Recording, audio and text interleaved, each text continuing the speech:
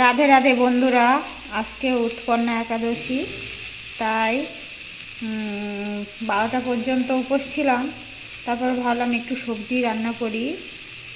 এই সবজিটা আজকে করছি একাদশীর প্রসাদ হিসাবে।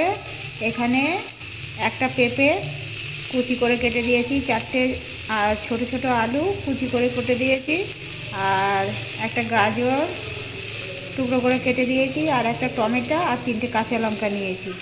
নিয়ে সামান্য সানফ্লাওয়ার দিয়েছি, দিয়ে তার উপরে সবজিগুলো ঢেলে দিয়ে তারপরে লবণ দিয়ে এই যে দেখছো একটু লাল লাল করে ভেজে নিয়েছি। ভেজে নেওয়ার পরে এই যে সাবু, বড় দানা সাবু, এই সাবুটা আমি ওর মধ্যে দিয়ে দেব। সাবুটা ভিজিয়ে রাখিনি, ভিজিয়ে রাখলে তরকারির সঙ্গে ফুটলে বেশি লাল লাল করবে। সাবুটা সামান্য ধুয়ে রেখে দিয়েছি, সবজির সাথে দিয়ে একটু কষে নিয়ে তারপরে জল দিয়ে দেব। আর নামানোর সময় সামান্য ঘি দিয়ে দেব।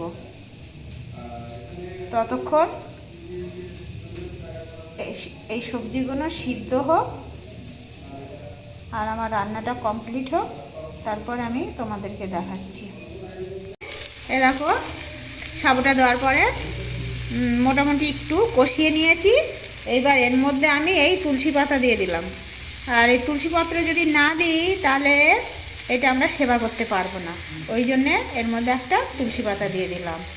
আর এইবার দিয়ে দিচ্ছি জল। জল দিয়ে এবার ঢাকা দিয়ে দেবো, সিদ্ধ হয়ে গেলে তোমাদেরকে দেখাবো। দেখো একাদশীর প্রসাদটা কি সুন্দর তৈরি হয়েছে। দেখো জলও শুকনো হয়ে গেছে, কেমন গামাখা গামাখা হয়ে গেছে। এবার টমেটোটা আমি ঘেটে দেবো। আর এই যে ঘি, অরিজিনাল মায়াপুরের ঘি, এই যে শ্রীল প্রভুপাদের ছবি দেওয়া রয়েছে, এই ঘি আমি এর মধ্যে 1 চামচ দিয়ে দেবো। দিয়ে আমি এটাকে নামাবো। আর এই হচ্ছে আমার গোপাল সোনা।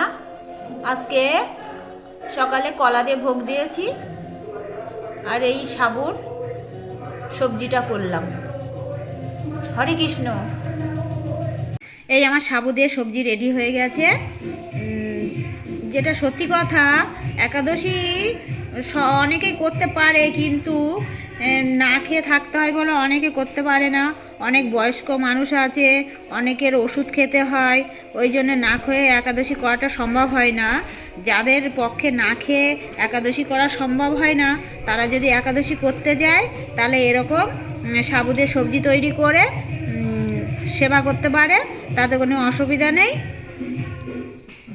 এই রেসিপিটা খুব সুন্দর লাগবে, করে সেবা করে দেখবে, ভালো লাগবে।